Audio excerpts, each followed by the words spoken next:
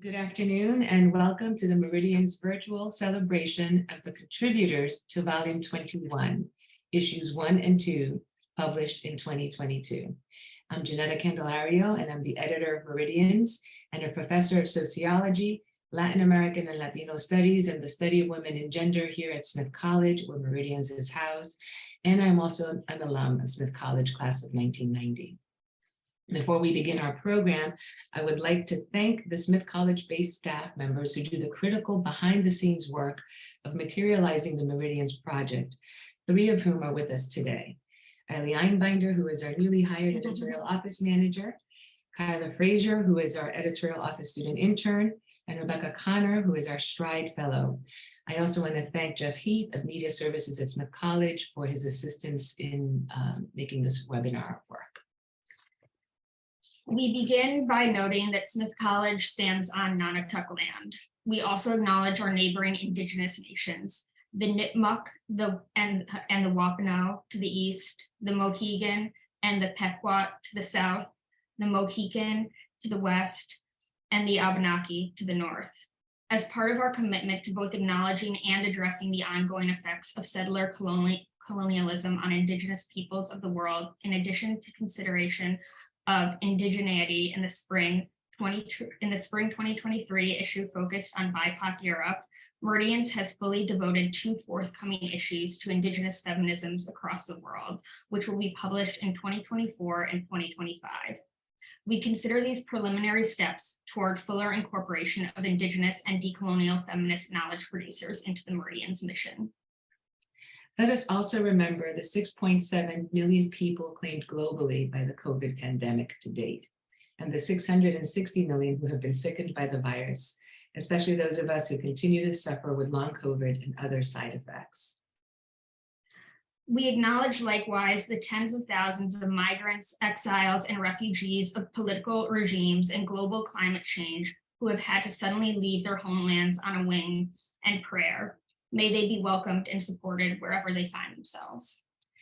Finally, we stand in solidarity with all those who have been made targets of state-sanctioned violence and funded vigilantism against women's bodily autonomy here in the United States and globally, as well as those whose lives have been destroyed by the nearly normalized proliferation of gun violence, and with all those who continue to struggle against nationalism, fascism, fundamentalism, and patriarchal violence of all kinds. Now, finally, we turn to what we hope will be a dynamic conversation between Meridian's contributors to Volume 21, Issues 1 and 2. Both issues commemorate and respond to the global transformations brought by George Floyd's murder and the COVID-19 pandemic. Issue 1, published in late spring 2022, is focused on Black feminisms in the Caribbean and the US. Joining us today are 9 of that issue's contributors. Welcome. Issue 2, published last month and guest edited by Kimberly Juanita Brown of Dartmouth University and Jyoti Puri of Simmons College, is dedicated to feminist Mournings. We are joined today by these esteemed guest editors and 6 of their issue's contributors. In lieu of formal presentations or talks, our 2 guest editors and 14 contributors will be invited to respond at will to questions we will be asking. As much as is possible in a virtual gathering, we hope to replicate the feel of conviviality and engaged conversations. So in order to ensure that everyone gets an opportunity to speak at least once, and since our event is only about 90 minutes long, not everyone will answer every question. Instead, we ask that 3 or 4 of our guests answer any given question until everyone has had an opportunity to share their thoughts. We ask the audience to either hold your questions or put them in the chat where we will compile them and take about 20 minutes at the end for a Q&A. We have also prepared an event program that includes each participant's professional biographies, along with hyperlinks to their pieces in Volume 21, which is posted in the chat. Nonetheless, participants, please introduce yourselves by full name, where in the world you are joining us from, the title or nature of your contribution to Volume 21, beginning with Professor Brown, and then please call on someone else to introduce themselves until everyone has done so. Professor Brown. Thank you so much, and thank you, Janetta, for gathering us today. Kimberly Juanita Brown, Dartmouth College. I am signing in from Manchester, Connecticut. Is there something else I'm supposed to? I've already forgotten. And you're a guest editor. I'm guest editor for Feminist Mournings with Jyoti. Is that it? Okay, I'm gonna call on Jyoti. That makes sense. Thank you, Kimberly. This is Jyoti Puri. I'm a sociologist at Simmons University, but I happen to, which is in Boston, but I happen to be dialing in from Honolulu, Hawaii, to talk about Indigenous lands. And along with Kimberly, I'm one of the guest editors of Feminist Mournings. And with that, I'm going to pass it on to Tara Jones. Thank you. I'm Tara Jones. I am a Cultural Center Coordinator at UC Santa Barbara for the African Diasporic Cultural Resource Center, and also a doctoral candidate in depth psychology, specializing in community, liberation, indigenous, and eco-psychologies at Pacifica Graduate Institute. And I am one of the 3 co-authors of Mothering Dead Bodies, Black Maternal Necropolitics. And I will pass it on to Amanda. Hi, everyone. I am Amanda Rochelle Wallace, Assistant Professor of Art at Connecticut College. And my essay is titled Mourning Methods, Weaving, Burning, Excision, and Preservation. And it just talks about how I look at mourning throughout many of my artworks. Thank you. I'm just calling the first name I see out of the corner of my eye, LaShawn, if I said it correct. Yes, that is correct. Hi, everyone. Great to be here. I'm LaShawn Daly. I'm an assistant professor of English and comparative literature at San Diego State University, so the land of the Kumeyaay people. I am one of 3 of the co-authors of Disruptive Ruptures, Necessity of Black Girlhood Imaginary, and me and my research group, Black Girlhood Imaginary, co-authored that piece together. And with that, I would like to introduce Jennifer. Greetings. My name is Jennifer J. Williams. I'm at Loyola Marymount University, which is on Tongva land, also known as Los Angeles. And the article I wrote for number 1 of the year was Black Girl Magic, or hashtag Black Girl Magic, Resilience, Discourse, and the Fear of Melancholy Black Femme Digital Subjectivity. And I will pass the metaphorical ball to Malia Womack. I'm catching the ball. Everybody, thank you so much for having me. It's a pleasure. My name is Malia Lee Womack. I am here in Dana Point in California. I am the author of an intersectional approach to interrogating rights, how the United States does not comply with the Racial Equality Treaty. As far as my affiliations, I just graduated with my PhD last summer. So now I'm on the market and just figuring out my next steps. And I'm working part-time at a ton of different colleges, UC Riverside, Cal Poly, Cal State Sacramento, Cal State Bay, Purdue, and a few others. So I'm very busy. And yeah, I'm really excited to be here with so many brilliant minds, and I'm really excited for today. So I will be passing the ball now to Alana Perez, if that's all right with you. Hi, thank you. My name is Alana Perez. I am currently in South Carolina. I'm studying I'm an MFA poet, so I'm in my final year now. Let's see.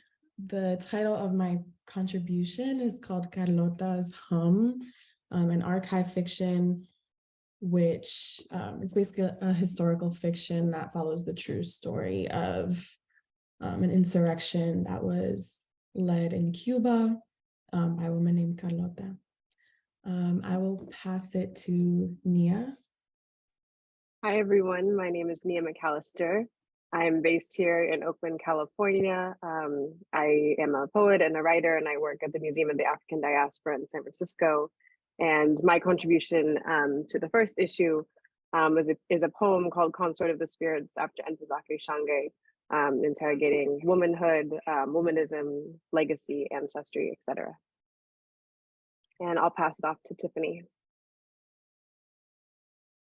Good afternoon. My name is Tiffany Caesar. I am an assistant professor at San Francisco State University in Africana Studies, and I'm one of 3 authors of Mothering Dead Bodies, Black Maternal Necropolitics, and I'm very excited to be here. Thank you. Oh, okay. I pass it to Nancy. Hi, everyone. Sorry to be a little late. I'm in the Feminist Mournings collection, and my name is Nancy. I'm an associate professor of women's and gender studies at the University of Manitoba and Canada Research Chair in transnational feminisms and gender-based violence. And my article was entitled Rubbed Inflections of Litany and Myth. And it looks at the concept of siguapismo in Dominican-American poet Rina P.S. Bayot's oeuvre and her poems of mourning. Thanks very much. I'm not sure, has S. Erin Batiste presented yet? Okay, I'm gonna pass it to you. Thank you, Nancy. Hello, thank you, everyone, and thank you for having me. My name is S. Erin Batiste. I am a interdisciplinary poet, unaffiliated in academia at the moment. I'm based in Brooklyn on unceded Lenape territory, and I contributed to the Black Feminisms issue, a visual erasure or reclamation, as I call my practice poem, titled Longer Love. And I will pass it to Kelly Moore. Hi, I'm Kelly. I apologize for being late. I'm Kelly Moore. I am an associate professor at NYU in the Department of Media, Culture, and Communication. And I contributed to the Feminist Mournings piece volume. And my essay was called Techniques of Abstraction in Black Arts, a feminist review essay. And I don't know who's gone, who hasn't gone. Is there someone who hasn't gone? We've all gone.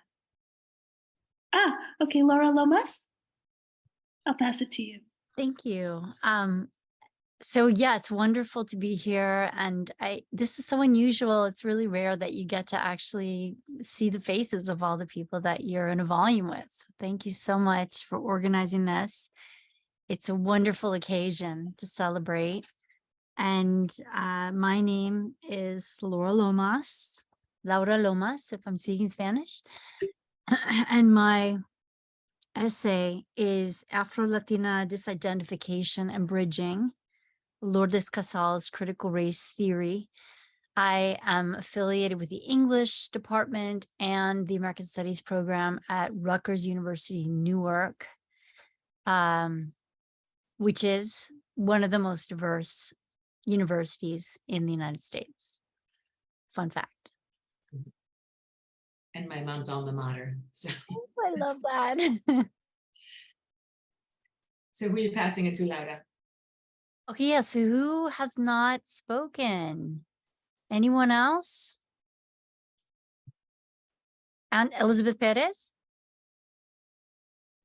Thank you, Laura. Yes, I'm Elizabeth Perez. I'm an associate professor at UC Santa Barbara in the Religious Studies Department. I'm coming from the traditional homelands of the Chumash and Shmuwich Barbareño, who are also the current caretakers of this land. And my poem Remittances appears in volume number 1. And I'm so happy to be here. And I'm also in the position, I can't see names on the screen. So I'm trying to match up the faces with the panelists. Sidebar, could anyone nominate themselves? Because Annette is next. Time. I'm happy to go. Hi, everyone. My name is Annette Joseph Gabriel. I'm an associate professor in the Department of Romance Studies at Duke University. And my piece is Beyond Tragedy, Black Girlhood in Marlon James's The Book of Night Women and Edwin Trouillot's Vous allez les femmes. Thank you. And I'm just going to ask Kyla, who's our student, to just quickly introduce herself since she is on screen with us. Hi, Hi, yeah, thanks, Profa. I'm Kyla. I'm a junior here at Smith College studying environmental science. And I've been working as an intern with Meridians for 2.5 years now. So I'm really happy to be here. Well, welcome all again, our panelists. It's a fabulous group, and welcome to our audience members who are not on screen with us, but are here. We're really pleased that you're making the time today to join us for what we anticipate will be a really dynamic and interesting conversation. So Ali and I are going to take turns asking questions as we do with the opening remarks. And I take question number one. This year, Meridians marks its 22nd anniversary. And as I reflect on that history and my own relationship with the journal, first as an author in Volume 1, Number 1, then as a reviewer and member of the editorial advisory board, and now as editor since 2017, I'm curious to learn more about your experiences of and with Meridians, whether as scholars or educators, activists, etc. So I'm going to start by asking Kimberly and Jyoti, why did you choose Meridians as a home for your work? And everyone else, why Meridians? But first, Kimberly and Jyoti, please. Excellent question. So there are a few reasons why Meridians. One, Meridians. Familiarity with the journal is longstanding. So it was a natural decision to pursue this special issue with Meridians. The other parts are about ensuring the interdisciplinarity of the contributors, ensuring that the journal could handle that and hold that. The women of color feminisms part was central as well to this particular edition. And I think we were, of course, cognizant of what journal could hold the gravity of this subject matter. And so Meridians was really a natural choice. And we were so pleased that it all came together so well, so beautifully.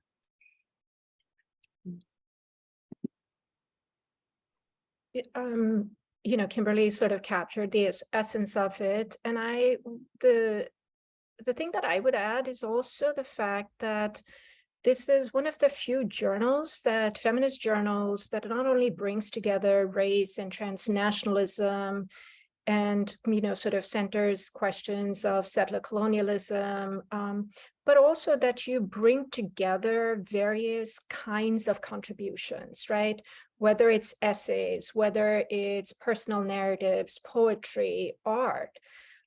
And so, you know, for us, that sort of the interdisciplinarity that Kimberly was talking about, as well as the sort of the multi-modal expressions that, you know, and especially something like Feminist Mournings really compels and calls for, became really important. Thank you. Someone else? Laura, I think you said you wanted to speak to question one. Yes, I was really excited that my essay could appear in Meridians because of the way that the journal acknowledges the interplay of activism and scholarship, because that's what Lourdes Casal was doing. She was involved in art, scholarship, and activism.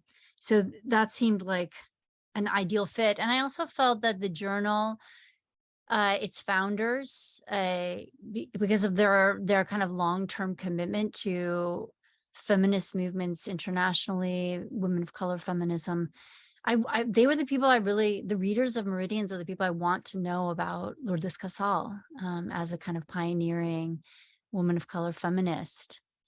So thank you. Thank you. Yeah, I will say, yes, go ahead, someone else. Oh, I was just going to quickly jump in because for me, it was definitely a personal experience. I think it was 2017, so it was NWSA when it was the 40th anniversary, I think, of the Combahee River Collective. And Janetta, you were giving a talk on Meridians about like where to publish, what the journal offers. And I remember sitting in the audience and thinking, I have to publish in Meridians. And my research group, we were all separate in different panels that day. But I remember going back to them and saying, I found the place. Whenever we are ready to publish, we have to go Meridians. And it's so crazy to think it took us 5 years But that whole time, and Meridians like accepted that piece with open arms. And I'm just so grateful that it took us a long time, but we did it with such heart and soul. And it really started with just hearing you talking about Meridians. And so I'm just really grateful that the piece that we've been working on for so long is where I really wanted it to land. So thank you. I'm really glad to hear that. You know, that was one of my first conference presentations about Meridians, was at NWSA 2017, which I think was Baltimore, right? It was Baltimore, yes. Yeah, and so that was, you know, equally exciting for me. And it's nice to know that it had this fruit. I didn't realize that that's where you, you know, were encouraged to first apply. So that's wonderful to hear. Anyone else? Amanda? Yeah. Hi, and sorry, Kimberly, you're going to be put on the spot, but Kimberly introduced me to Meridians, I would say maybe 10, 11 years ago. I had never heard of the journal. And, you know, Kimberly is one of the people who helped me understand that art making can be multi-layered, because she knew that I was interested in you know, an interdisciplinary approach, even though I wasn't aware of it myself. And so over those 10 years, I, you know, would look back at Meridians and just out of curiosity to read things. And then when she asked me to contribute, it was like a full circle moment. So it's, for me, it's just how I naturally think about making art and looking at art from an interdisciplinary perspective, and also just seeing artists represented in the journal. So that's one of the reasons why I was really excited to be asked to contribute to this issue. And your beautiful art is on our cover. So it's so nice to have you both representing both inside and outside of that. Thank you. Thank you. Maybe one more person before we go to the next question. If there's anyone who's so moved. Okay, before I ask the next question, I just want to drop the program in the chat again, since I see audience members are continuing to trickle in. So if you've just joined us, there is a link to our program in the chat where you can see the information about all the panelists who are here right now. Okay, so our next question. What role, if any, do activism and protest play in your work as scholars, writers, and artists? What role can Meridians play? And I think we had several people who wanted to speak to this. So let's start with Malia. Well, first and foremost, I define myself as an activist before an academic, right? So if I'm defining myself as an academic, I define myself as an activist academic. So for me personally, what really got me excited about academia was finding gender studies. A bit of background about me. I have a really, not wonderful upbringing, which forced me to drop out of school and move out of my house when I was 15 and find a way to financially sustain myself, homeschool myself to eventually earn my high school diploma while working 2 jobs. And then I eventually was encouraged by somebody to enroll in a community college class, and I discovered gender studies within my second semester there, and I just loved it. Like, I really didn't think college or academia was for me, but what happened when I came into the field was it really helped me to understand my experiences with oppression, and also other people's experience with oppression that I didn't personally experience, because I obviously experienced some privilege as well, right? So I just got so excited about activism in general and became very active in a large spectrum of activist communities, both locally and then also eventually transnationally and other nations throughout the world as well.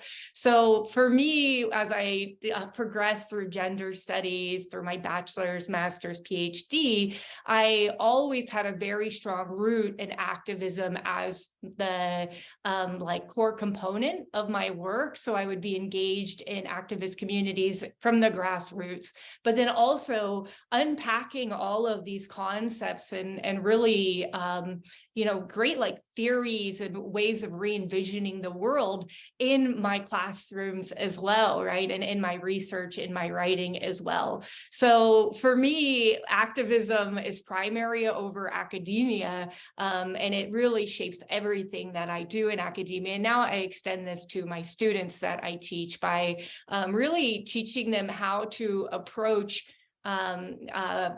pedagogy and learning in a way that is from an intersectional feminist perspective. And I just think it makes such wonderful contributions. And when we're talking about what role Meridian can play, I think that Meridian really does play a very strong role in at least, pushing this concept of activism in academia and beyond. And I have been really well versed in Meridian publications since the beginning of my studies, and it has greatly influenced the way that I think about activism in general and scholarship as well. So I think Meridian already is doing a really wonderful job in engaging in activism with an intellectual way. And I'm just really excited to have been able to be a contributor to this great volume too. Thank you. And then Nia. Yeah, I too love this question. And I think for me personally, as a poet and a writer and someone who works at a Black arts institution, activism is always at the forefront of my mind and my work. Just also my lived experience navigating the world. I see art as a way to both be a commentator on the world that we see around us. A lot of the themes in my writing address, again, Black liberation, justice, thinking about personal lineage. And for me, writing and poetry are a way to both document my personal and familial legacy, but also to write a more just future. And so I think as artists, as writers, as academics, we're always observing the world around us. And so a role that we play is, again, documenting, communicating, listening, observing. Those are all integral parts. And so I see Meridians as also a way of bridging this, being this container that documents the legacy of all of these contributors who are speaking to the necessity of, again, intersectionality, of thinking about justice in an international context.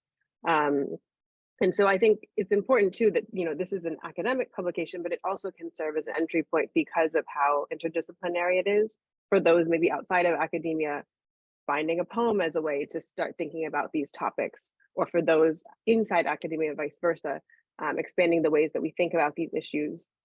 So I think it's really important, and I'm also very honored to be a contributor as well. And I'm actually going to pick up on that while I wait to see if someone else wants to jump in, and because you gave me the perfect opening for it, Nia, and to show that on our website we have a feature that's called On the Line that actually won an award from the Council of Editors of Learned Journals, that includes a multimedia complement to every issue. So whether it's one of our authors performing their spoken word piece, or another reading in Arabic, the Arabic language elements of their essay, et cetera, or the primary documents that were the basis for a narrative, right? Because that's a way to create an entry point to Meridians and to the scholarship for folks who are outside the paywall, right? Who are outside of the academy, so that they can access that resource, right? And bring it into their classroom or their lives or their community, right? Without necessarily being affiliated with an institution like ours, right? So thank you for saying that. Someone else want to speak to this question? Tara, I think. Yes.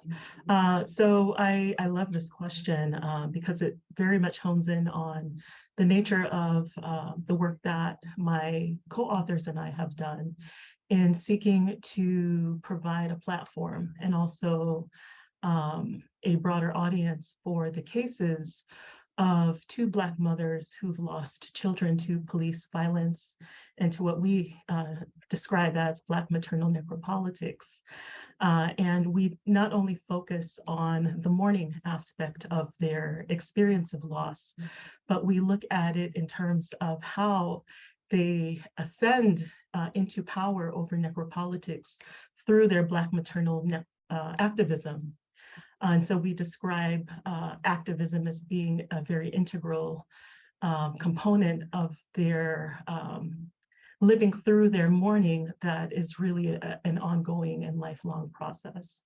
And in that sense, I think that we aspire to be activist scholars in the sense of making space in these kinds of publications for stories that don't get widespread attention, or the names of mothers and children who otherwise would not be known.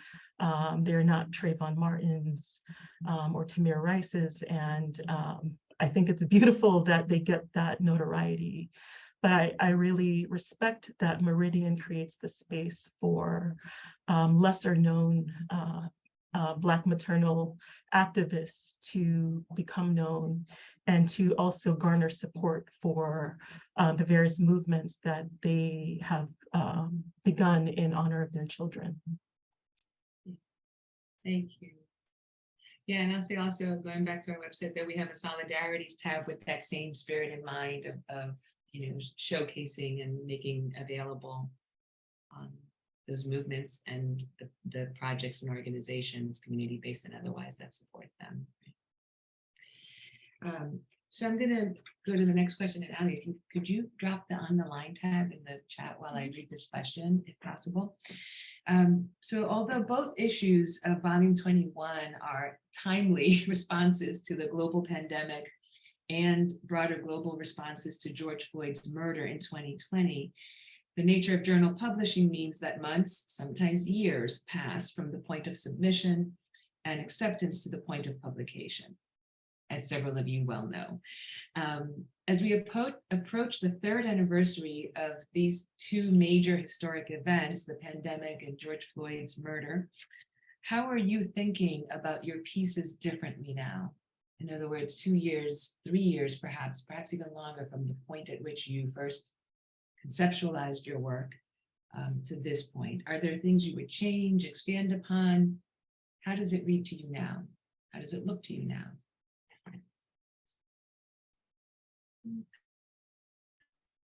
Tiffany, wanting to see? Yes, thank you so much. I'm very excited to be here. I would like to acknowledge my co-author Tara for really sharing the spirit of the piece that we wrote. And it took us a couple of years, right, to get that piece out. I've changed 2 jobs since then. And so not only have we grown individually, but collectively, we've also grown, and, our ideals have expanded, and, we think of things a little differently. And so one of the things I think I would have expanded on is the notion of humanizing our sharers or gift bearers of their stories. And the women were more than subjects, right? They were family and friends. All of the women in our group, I would say with the exception of me, they were mothers, right? And I consider myself a mother of my nieces, my community members. So we all had that particular similarity to the women. And so I guess I kind of think about now is, and I do believe we did a good job of including the women, the mothers in our particular process by letting them know what we were doing, getting permission, and also sending drafts. And I would like to thank Meridian for sending me 2 extra copies of the journal so that I can send it to the mothers to show them that, this is it's not just a publication. This is something that we take very seriously when it comes to you sharing your story. So I think about how do we get comfortable about humanizing people's experiences, especially in the ivory tower that teaches us to at times be in what I would consider an unhealthy relationship to research. And so I'm really I don't want to use the word subject because I don't feel like subject encompass the way that these women shared, right? And I believe that our particular journal, the Feminist Mourning, it allowed people to really break that fourth wall, right, and become really intimate with subjects that are at times seen as, oh, okay, we can't get too close to it. And it allows you to feel, you know, to really to have empathy, right?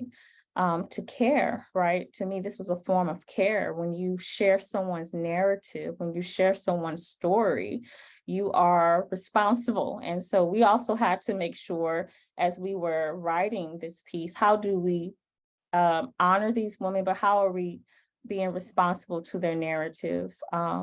And so, yeah, so that's some of the things that I think about, and I continue to think about as I write and publish articles on Black women. Thank you. Before I forget, I want to just pick up on something you said, which is that we are happy to send additional issues to any and all of you, and especially to activists and community-based educators. So please feel free to reach out to us for that, because Meridians should be living in the world, not just, you know, in the tower, right? So meridians@smith.edu, because that's what we're here for. I think Kelly wanted to. I don't want to forget, I skipped over S. Aaron. S. Aaron, okay. And then we have two more. Okay. So Yeah. S. Aaron or Kelly, right? Yeah. Sure. Thank you. This is such an important thing. I've always centered Black women and girls in my work, in my poetry and in my interdisciplinary efforts, and visual efforts. And I think while I was stunned and devastated at the assassination of George Floyd, I was equally stunned and devastated at the erasure of Black women. We had Olatoyin, we had Breonna Taylor, we had Ma'Khia Bryant, we had, even prior to that, Sandra Bland, and countless women. And in addition to the COVID epidemic, Black women domestic violence rates soared, and it was estimated at one point, even in recent times, that Black women in America were being murdered every 5.5 hours. And there's often, you know, labor and energy and efforts and love and things, demands that are made upon Black women and girls, and there's little to no reciprocity. And so I started my visual poem that's represented in the Meridians issue, the Black Feminist issue, is a somewhat older project. I started it in 2018, at the end of 2018, but it centers Black women and beauty and love, and it's a different type of activism, and in the fact that it's just representation. And I think, to piggyback off of what Tiffany was saying, just humanization, like like we deserve love, we deserve beauty, we deserve care, we deserve to be seen as something other than caretaking and helping and doing. We deserve to just be. And so the series is ongoing for me. I've archived, I work with archives quite frequently, and I've archived over 100 of those hair straightening and skin bleaching ads. They're largely from the 50s and 60s of the source material. And so the project itself is ongoing, but I think just thinking upon when I created it in 2019, or excuse me, that one was 2020, I think it's given me an additional need of urgency for representation, whether that's in an academic journal, whether that's just walking out in the world. And I think, yeah, I mean, I have many thoughts around this question, and just looking at the issue now and where I was at and where I'm at in the project. And I've started 2 additional projects that also center Black women and girls as a result of 2020 and all of the events and all of the invisibility, but also just all of the demand, again, that's placed upon Black women to do organizing, to do caretaking, to be pillars of the community, to be mothers to our own children, be mothers to, you know, everyone, but to not receive much. And so I think for me, it's just, like I said, it's definitely strengthened my urgency for the project, for representation, for additional ways that Black women and girls can be represented and acknowledged and humanized. Thank you. So I'll just say quickly while Kelly's jumping in that, your piece spoke to me, as Erin, because I'm a scholar of hair and its centrality in Dominican racial identity formation and beauty culture, and the complexity of beauty culture spaces is both nurturing, critically sustaining spaces and, sometimes problematic spaces, right? So thank you for that. Kelly. Thank you. I really find this to be a provocative question, and am also appreciative to go after S. Baptiste, who had a very beautiful response about being seen. For the Feminist Mourning issue, I wrote about these really provocative abstraction practices that Black artists who've been around for a long time and who are finally being seen engage in as a way of thinking through mourning. And so when you're the aspect of the question that's about sort of centering the timeliness of it, I think Black scholarship is always timely. Actually, no matter when it's happening, it's always of the moment. Particularly though around the question of state violence and pandemic and domestic violence, et cetera. The piece was sort of already speaking to that because it was about these exhibitions that were about grieving. I wrote about grief and grievance in particular. But in bringing together the artists that I was talking about and some of the critical Black studies, critical theory scholars to bear on that work, what I find interesting around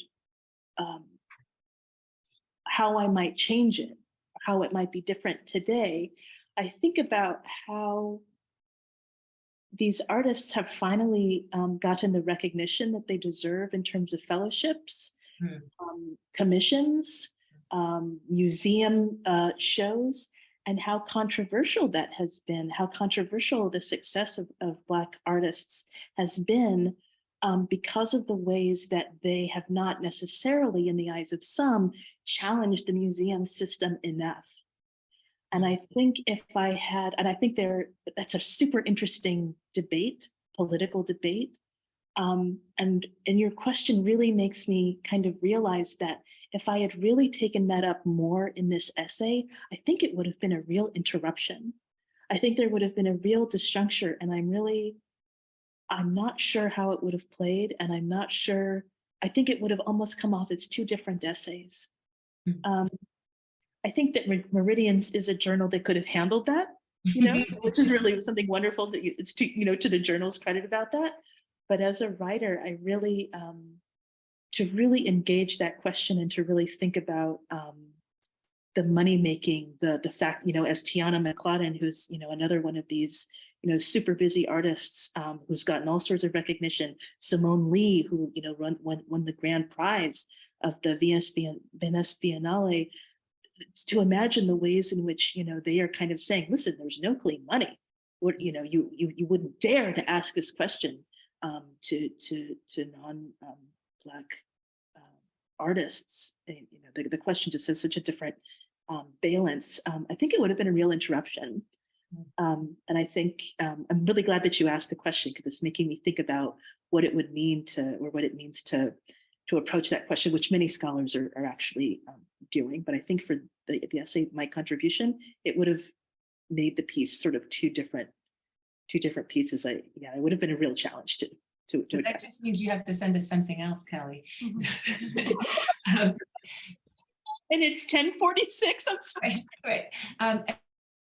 Signal that in our forthcoming issue in the spring, which is focused on BIPOC Europe, we have a lovely piece by Claudia Sandoval, which is looking at museums in Amsterdam, I think it was, that are kind of grappling with these questions of representation of women of color artists. So be on the lookout for that one. Annette wanted to jump in, and then Kimberly. And Jennifer as well. And Jennifer, okay. Yeah. I just wanted to share a few quick thoughts. My piece on Black girlhood is thinking about time. particularly about how being attuned to representations of Black girls' participations in slave revolts can kind of shape the way that we think about time beyond sort of very linear ideas about progress. So particularly, how do we hold Black girls in those moments of quote unquote failed slave revolts, the moments of failure that are not really moments of failure because they do end up kind of moving things forward, even when the slave society seems to be returning, right, to those sort of endless cyclical modes of violence. I really love this question because my thinking is less about how our present moment shapes how I think about the piece and more about how my ongoing thinking about that piece shapes how I'm thinking about the present moment. In particular, the kind of how do we hold that fleeting moment of different forms of solidarity that emerged in 2020, in that moment where we all felt like we were in this together before inequalities kind of reared their heads again, in that initial fleeting moment where there was all of this uncertainty and lack of knowledge and terror and loss and dying. What were the modes of alternate solidarities and support and community and kinship that we imagined before the now, where we have kind of gone back to the push back to normal, that return to that endless cycle?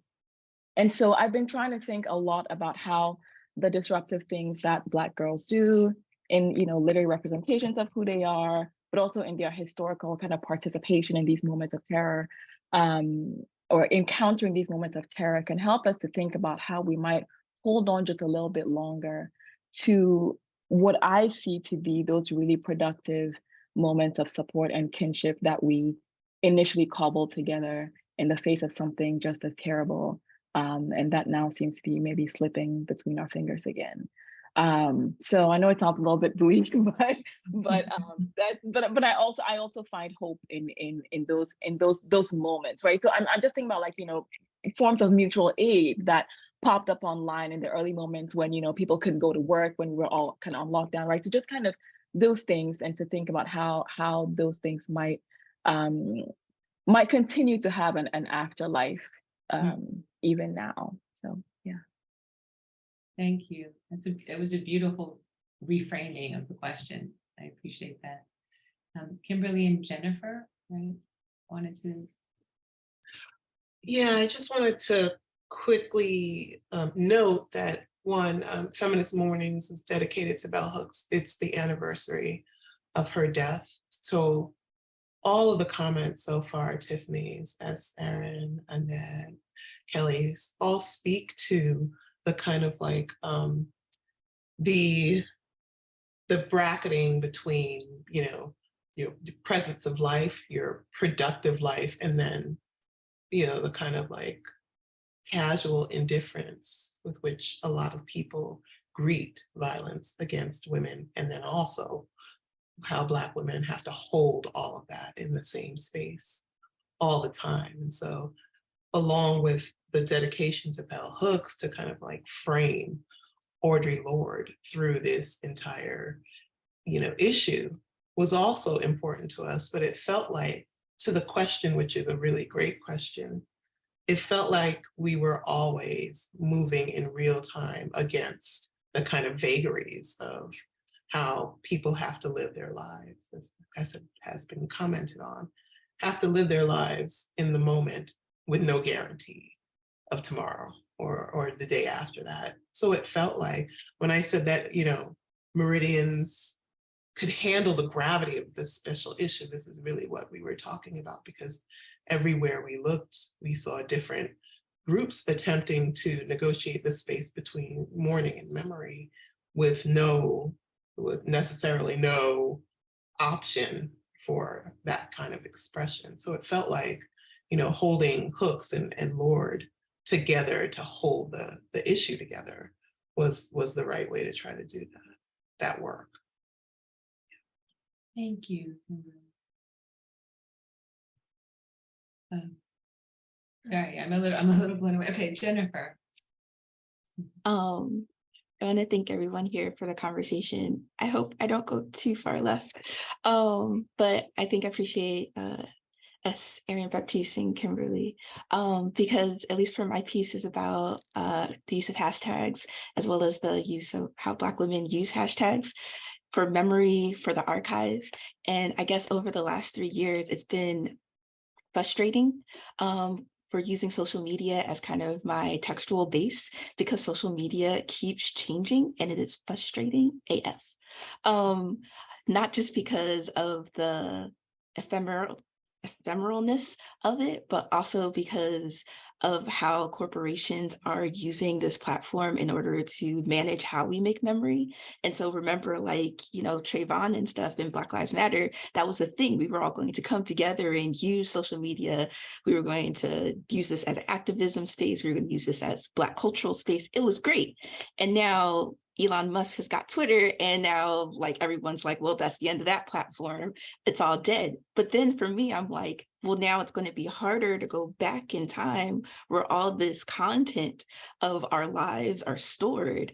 And the fact that, which is right, we as consumers of these products can delete our profiles, but we're also deleting our histories. And then we are also being, we're not being forced, but we're being compelled to use the short form content, but the short form content disappears.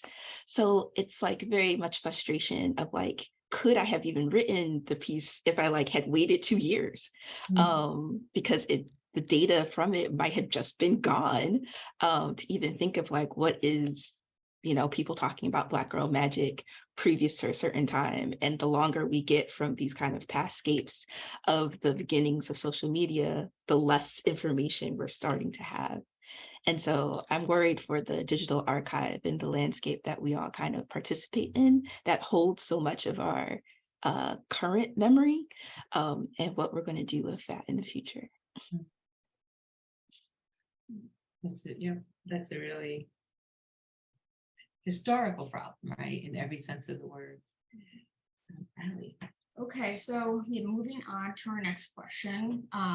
Could you speak to us about how Black feminism and feminist mourning are global, historic, and transnational phenomena? And I believe Tara wanted to speak to this. Yes. I think in some sense, this question is a bit obvious, but of course it requires some explication. And so I think in our piece in particular, we attempted to historicize Black feminist mourning as it relates to Black mothers mourning the loss of their children at the hand of state or colonial forces. And so really rooting that at the onset of the 400-year journey of oppression at the hand of Western rule, but really we attempted to historicize Black women beyond that period. And so we make the case that Black women were not always defined by suffering. They were not always Mater Dolorosa, so to speak, the sorrowful mother, but that they were in fact rooted in matriarchal societies where children, rearing children, had value beyond creating bodies for labor. And that there was really a spiritual value attached to the work of mothering, and to the understanding of what it meant to rear Black children, and that was really rooted in a cosmology that held the balance of the masculine, the feminine, and everything in between, and that it also connected the present world to the ancestral realm of the past and also the future. And so, you know, we sought to make clear that although Black women globally today are characterized as angry, right, which is really a mischaracterization or maybe an incomplete characterization of our response to finding ourselves in a constant state of mourning, but we understand that to be a global condition because slavery was a global enterprise, And so the dispersal of Black bodies meant also the dispersal of Black and Black feminist mourning. And so we really tried to reflect that through the scholars who we chose. I mean, to really to utilize or to bring Bob Marley and the Wailers' Black maternal elegy, Johnny Was, into discourse with the contemporary experience of Black mothers in the US context who lose children to police violence. It's really sad how this kind of elegy from one culture can so accurately reflect the experience of Black mothers across culture. And so in that sense, we sought to really show how Black maternal necropolitics was really a global, a historic and a transnational phenomenon. And even as we think about George Floyd, I know so many people bring up that his last words were calling to his mother. And so really situating Black feminism, even in the last moments of George Floyd, that he used his last breath to call for the source of his existence, right? And in a sense, his mother becomes the bridge between the world of the ancestors and the world of the present, in the sense that she brought him into the world. And that some may argue that even on his way out, she's there on a spiritual level to usher him into another plane of existence. And so that's an example, although we did not really talk about George Floyd's case in our article most certainly applies to the case of George Floyd in the way that we try to situate Black mothering as cosmological and really transcendent of time and temporalities and also geographies. And even as we think about the language that sparked this resurgence of Black protest, Black Lives Matter, and considering that the root of that word matter in its Latin form translates to mother, and to consider how mothers bring us into being as physical matter.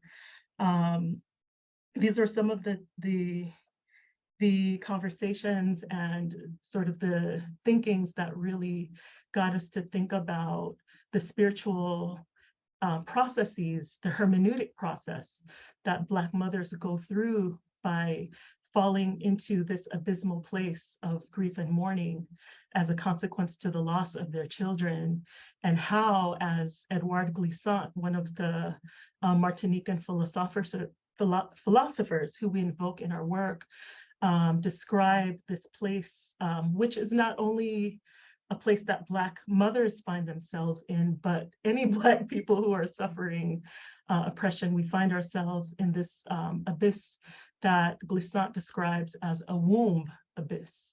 And so even describing sort of this place of mourning in feminist maternalistic terms, he helps us to really understand that a womb is a place of new beginnings, right? And a place where one is reformed and refashioned and then birthed into a new reality.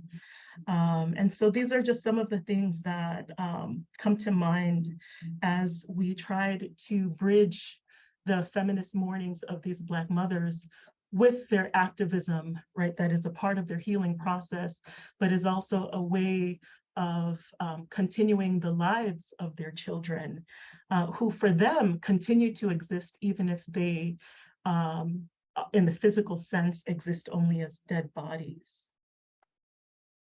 Thank you, Cara. I think Alana, right? Alana, yep. And then Nancy. I just wanted to chime in on this one because my contribution is speaking specifically from like a Caribbean geography. So when I came across the actual historical event of Carlota's insurrection, I had found the story in at the Schomburg Library, and this random book written by a Cuban scientist. He's not even like in the literary departments. He just collected a lot of different narratives from enslaved people across Cuba and I think a couple other Caribbean countries. And I found this story in a chapter, and it just really threw me off at first, even though like being a Caribbean woman myself and being in touch with my roots, like the existence of that story just like threw me off. And so that's why it felt important to sort of like not just give a translation because it was written in all Spanish, but to just create the story and make it anew. Because I feel like for it to surprise me in that way reminded me about the importance on why it's important to like keep creating access to this idea of like Black feminist mourning as a global concept and not just like something that happened in America. Because I think when we look at it from a global perspective, especially its connections to the Caribbean and I mean everywhere where Black women were displaced, like it invites us to look at the spiritual implications as well, and how these mournings and these women's narratives are connecting on a plane like beyond their existence. And so writing this story for Meridians like helps me think of Black feminist Black women mourning in that way, and thinking about the ways, the spiritual ways or the metaphysical ways that still shows up in society, like beyond the obvious, like visceral histories. Thank you, Alana. Nancy? Thanks everyone for your insights and commentary. I was, as mentioned, part of the Feminist Mourning collection, and I wanted to speak to, this kind of resonates with what Tara mentioned about like the sort of cosmic consciousness that's associated with mourning. And I think especially in the wake of the pandemic, insofar as we're still in the pandemic, especially for women of Asian descent, ushered in a lot of violence, and a lot of the anti-Asian violence really centered on Asian women. And in some ways, the invisibility of our struggle, or broadly conceived their struggle, has been subsumed in a sort of, larger frenzy about, geopolitics and what have you. So I think in view of making the bridge between the article that I wrote, which is about a Latina poet, and my own subjectivity, I think it's important to acknowledge the power of elders. Doña Rina, it was born in 1932. And in many ways, her oeuvre, like her collection of works, is constantly thinking about ancestry and inheritance. So what are we bequeathing to those of us, again, younger generations, but also those to follow? So I think one of the powerful legacies of Rina Espaillat as an elder poet is the notion of protecting not only our own bodies and minds, but also protecting the environment. So part of the essay that I wrote is enmeshed in a discourse of what do we need to do beyond the mourning. Like William Wordsworth, for instance, the British poet, talked about in one of his poems, we shall grieve not, but rather find strength in what remains behind. So I think in that strength, what remains behind is a moral imperative and a spiritual and indeed an imperative as feminists to really mobilize around the idea of the sacredness, not only of our physical and spiritual selves and political selves, but also the environmental selves and the place in which we live.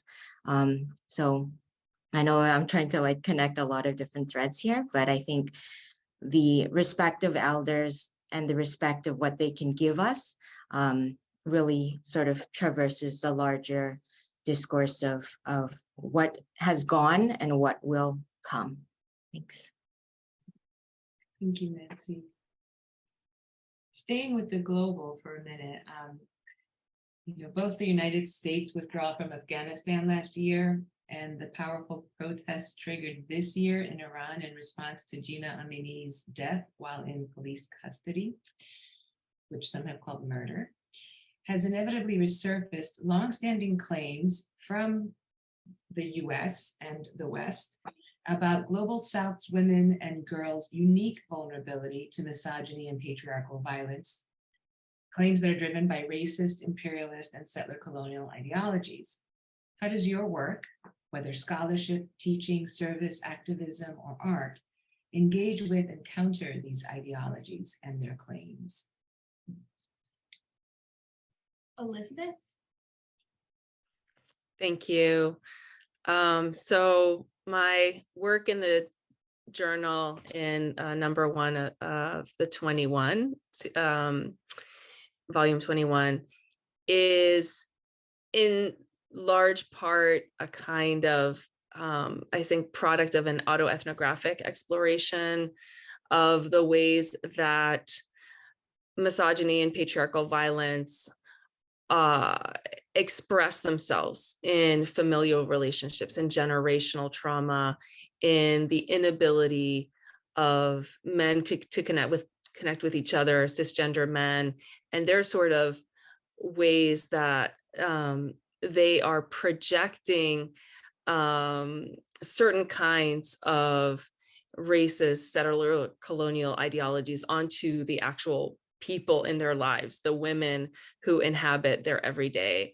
And it's a poem that derives directly from sort of familial stories that I know. And I thought that it was important to sort of put that somewhere, because for the most part, my work involves resistance to misogyny, settler colonial ideologies as they are found in Afro-diasporic religions. And so I was really excited when I saw Alana Perez's contribution, Carlotta's Hum, because some of the traditions that are mentioned, both the elements of Santeria, the Afro-Cuban orichas, the deities who are invoked, and also just traditions around resistance in Cuba are sort of very much what I'm passionate about teaching and writing about in prose. But my poem Remittances more tracks the kind of constructions of masculinity that in some ways are I guess, embodiments of these ideologies. And they're the way these ideologies get passed on in everyday life, that they're not just a matter of policy or sort of, top-down imposition, but the way that the power of cisgender men sort of circulates and perpetuates itself over and on the bodies of Black women, especially in the Caribbean and Latino America. So that was important for me to find a location to sort of put those sets of observations and critiques that I had in that poem, but in some ways they're quite distinct from what I do in my day job, but very much a part of a sort of ongoing exploration of those gendered and racialized sexual dynamics. Thank you. Jyoti, I think you wanted to chime in. Yes, thanks, Janetta. As I think about this question, and I think about it from my vantage point as one of the co-editors of Feminist Mournings, along with Kimberly, one of the things that was really important to us in this special issue and our introduction was to highlight the question of social conditions, the very conditions that produce over and over again death and loss and trigger forms of mourning, out of which also comes protests, as we see over and over again, that they encode, that mourning has that capacity, it holds that capacity for grieving, and that grieving can express itself in resistance and anger and, voices against violence and so on and so forth. And as for us, I think as we thought about these conditions, what was important is to really think about the global South, not as a geographical sort of alignment of the world, but really a sort of a question of conditions, right? Conditions that have been manifested, whether they're in the United States or in Iran or elsewhere in the world, that they are sort of historically produced conditions that are tied through questions and histories of empire, enslavement, settler colonialism, colonial rule. So as we think about that, it seems to me this question about the United States withdrawal from Afghanistan, or what we're seeing happening in Iran in the wake of Gina Mahsa Amini's death. I mean, that there are real connections here.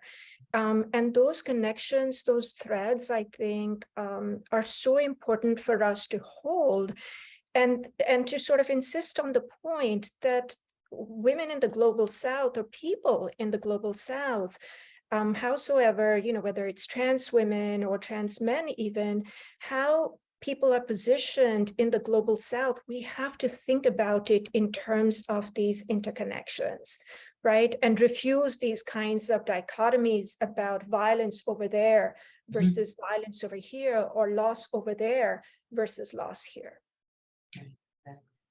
Right, and so actually, I'm going to reference an issue from last year in volume 20, issue 2 on global anti-Muslim racism. The prize winner for the Paula J. Giddings Award, the honorable mention, was about how hate crime law is part and parcel of hate crimes themselves, right? And it's it's a beautiful piece that speaks to what you're saying, Jyoti, like in the U.S. context, right? How the thing that is supposed to be the answer is also produces the problem, right? So thank you for that. Is there someone else who wants to speak to this, or should we turn to our final question? All right, and hand it to Allie. Okay, so that's our final question. Let's turn our focus to art, which has been considered central to the Meridians project since its founding in 2000, beginning with the regular inclusion of poetry, prose, and creative nonfiction, and the featuring of visual art, both 1- and 3-dimensional, on our covers and in our pages. Indeed, at Meridians, we use the term knowledge production rather than scholarship in order to signal our belief that art making is a form of knowledge production, perhaps especially for women of color, feminists around the world who have historically been excluded from or diminished within hegemonic didactic institutions, from education to museums to the performing arts. We are fortunate to be joined by several of the artists featured in volume 21. Could you speak to the role that feminism, race, and transnationalism play in your work? And we'll start with S. Aaron. Yes, thank you. For me, feminism and race are the foundation of my work. I write generally confessional poetry after one of the famous, alumni of Smith College and the tradition of confessional, Sylvia Plath, and the tradition of confessional poetry, but very much rooted in intersectional feminism. I'm writing about my own matrilineage and my own family and what America looks like from my lens of a Black woman born in 1980 with parents born in the 1950s. My mother was born just days after Brown versus Board of Education. And in the state that she was born in Arizona, my high school that I graduated from did not desegregate until 26 years later. To put into context just how even within this nation, which is, portrayed as some beacon of democracy and freedom and equality, is still very skewed. This is in my lifetime. This is in my mother's lifetime. This is not, as people say, so long ago. And so for me, at the root of my work, and even at the root of this project, which is also considered part of my poetry, is Black women and girls. And I'm always thinking about how I can amplify those experiences, whether that's dealing with Americana, whether that's dealing with class, whether that's dealing with time, linear time, era, inheritance, the whole shebang is an anchor in being a Black woman, and all of the intersectionality and celebrations and trials that go along with that.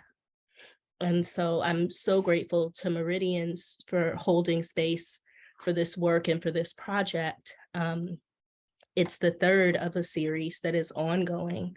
And I'm continuing to interrogate, like I said, class, beauty, race, Americana, what it means to just be a person that's housed in a body that is, like I said, great demands are made of, but little is given often, even from our own communities. And so, yeah, and it's, for me, it's an anchor, it's a guiding light. It's my whole purpose for being a poet and an artist in the first place, and kind of going on this whole crazy endeavor. Thank you. We have a few people who want to speak to this. So let's do Alana, Elizabeth, and then Amanda. Oh, Elizabeth has it. Okay. So Alana and Amanda. Well, thank you, S. Erin, for speaking first, because you said a lot that now I don't have to repeat. But yeah, similarly, feminism and race are also like at the foundation of my poems, and even just more academic essays that I enjoy writing. But I feel like art is always, I don't know, kind of like the champion and like getting these ideas across best, just because I feel like poetry specifically, which is the art form that I've been committed to the most, is that it's a space where I can sort of just ignore or get around some of these very like specifically gendered terminology, and just rejecting it completely, and able to get to the core of the spirit that has pushed so many Black people, but specifically Black women, through all the things that we've been talking about during this webinar. So I feel like also like being Dominican, but then being Dominican American, and then being Black Dominican American puts me in at these like intersections. And so I feel like my art gives me all of those intersections puts me in this like space of privilege, and then art like heightens the responsibility that I have to like be able to articulate all of these different experiences in a way that feels really meaningful, and again kind of like surpasses like all these different levels of making meaning within institutions. And I'm still in the institution now, but like I feel like my art is always that thing that I can hold on to and say like, well, I'm going to say it this way, and that's how it is, and you can't really like argue with that. So I think that's why like, so even as a person that like dabbles in academic writing, and like I have like all this access to these different kinds of ways that I could produce knowledge, art is still the one that I just think does it the best. Like how you said in your question, like producing knowledge, like I think art is really that like that generator of creating knowledge, but also like not detaching knowledge from the spirit. Thank you. Amanda? So I share some of the same sentiments as Alana and S. Erin as well, especially when S. Erin mentioned influence of matrilineal influences. Even though in my essay I don't really talk about the work that I do regarding my family, and one of the reasons is that I choose which venues or how I want to express that part of my work, but there are common things throughout work regarding my family. I do documentary photography and research projects about them. And I'm usually centered on the women in my family. So mothers, aunts, cousins, my nieces who are adults now. So I look through it from their perspectives and even how I imagine how their lives could have been, or especially older women who are mostly, deceased now, including my grandmothers. I'm looking at how, if there weren't certain conditions, I think Georgie left, but mentioned these social conditions, how would their lives be if these conditions weren't in place? But in my essay, I talk about some archival images that I found of Black women, and I also imagine how their lives would have been without social conditions in place to kind of keep them, I hate the term, but at bay, to keep them below what they probably wanted to achieve. So it's common throughout, and even speaking to the cover image, right? So sometimes I choose to make my work more explicitly about race. Other times I don't. So the cover image, you would never know until I tell you that that was originally a self-portrait as a Black woman. But I'm also thinking about other signifiers that could, signal, femininity, even though, flowers are usually associated with that. But what does it mean for flowers to fly? Creating flowers to look like a bird, and also a headless, person. What does that mean? So I like to go back and forth between, absence and signifiers. But throughout all of this, I'm thinking about women in different ways, either in my family, friends, but even also who I encounter in archives. So that's kind of how I would say feminism and race plays in my work. I'm not at the level yet of, incorporating transnationalism, because I got a lot of learning to do myself. So at this moment, it's not really as expansive as I would like it to be in that regard. Thank you, Min. And actually, I'm gonna put Nancy on the spot, because Nancy's actually one of the winners of the Elizabeth Alexander Creative Writing Award a couple of years ago for her poem. So Nancy, would you like to address this question too as our sort of final word on the question? And then we're going to ask if you have any questions for us or me. So, but Nancy. Oh, you're on mute still. Yeah. Try again. Might be your microphone. Oh no, I can't hear you.